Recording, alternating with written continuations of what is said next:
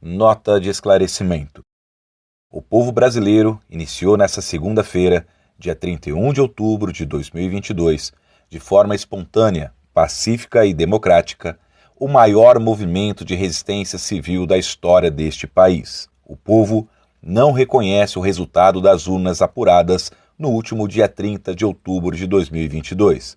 O processo eleitoral de 2022 foi prejudicado pela atuação parcial do Tribunal Superior Eleitoral e órgãos de imprensa, que demonstraram clara discrepância no tratamento dispensado aos candidatos ao cargo de presidência da República. O favorecimento da imprensa ao candidato do PT só não foi mais grave que a clara parcialidade do tribunal, que deveria garantir condições iguais aos candidatos. O Tribunal Superior Eleitoral, ao arrepio do princípio democrático de liberdade de imprensa, da previsão expressa na Constituição de impossibilidade de censura e da livre atividade de imprensa, censurou e determinou que a Rádio Jovem Pan não tratasse sobre fatos envolvendo a condenação do então candidato petista Luiz Inácio Lula da Silva, não importando o contexto da informação. Porém, permitiu que outras emissoras continuassem a disseminar fake news contra o presidente Jair Messias Bolsonaro,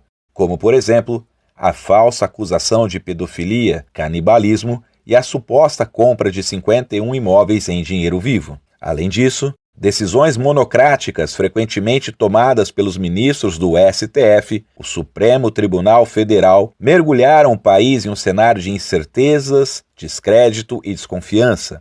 A decisão que anulou as condenações impostas ao ex-presidente Luiz Inácio Lula da Silva é apenas um capítulo da série de canetadas com motivações políticas, que influenciaram o resultado das urnas.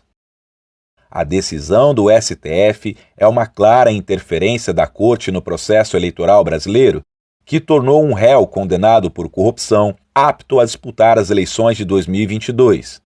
Vale lembrar também as ingerências sobre os outros poderes, como a prisão do deputado Daniel Silveira, que causaram desconforto na relação entre judiciário, legislativo e executivo. O que se vê é uma onda de indignação e temor pelo futuro de nosso país. Por esses motivos, o povo pede por intervenção federal para restabelecer a observância dos princípios constitucionais e regime democrático constantemente desrespeitados por quem deveria zelar por seu cumprimento. O decreto de intervenção federal é de competência do presidente da República, que neste momento deve estar atento ao pedido do povo brasileiro que não aceita ser governado por um ex-presidiário, condenado e autorizado a disputar a eleição por decisão equivocada do Supremo Tribunal Federal.